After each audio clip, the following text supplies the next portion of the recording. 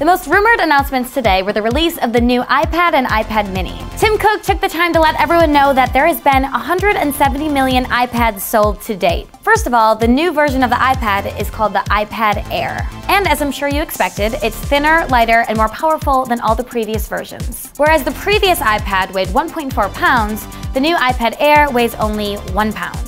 They've also significantly reduced the bezel, and it's now 43% smaller than the previous version. As expected, the iPad Air features Apple's A7 processor, which was introduced with the iPhone 5S. As we know, the A7 processor is great at graphics, which will make playing games on the iPad Air fantastic. You're not going to be sacrificing battery life either, as the iPad Air is expected to get 10 hours of battery life. The iPad Air features the same color palette as the iPhone 5S and is available in white and silver or black and space gray. The iPad Air, like the previous iPad generations, is available starting at $499. It will be available starting November 1st. Perhaps the most exciting development of the iPad Mini is that it's finally getting a Retina display.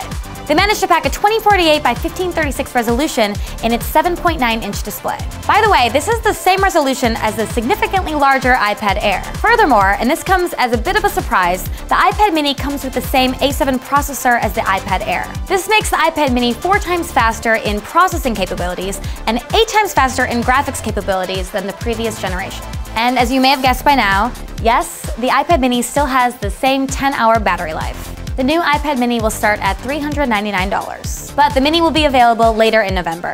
Also announced today was the ever-anticipated new cylindrical Mac Pro.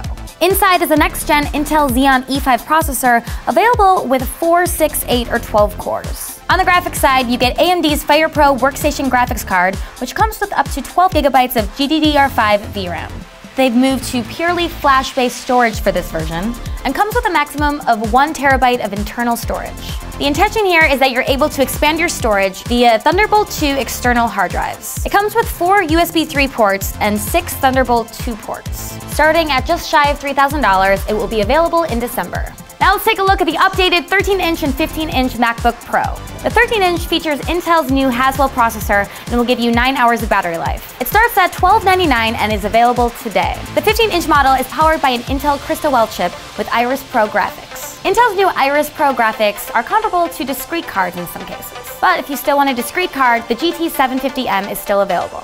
Also shipping today, the 15-inch MacBook Pro starts at $1999, $200 cheaper than the previous generation. Today marks the release of the 10th version of OS X Mavericks. One of the major things they're focusing on in this release is power efficiency.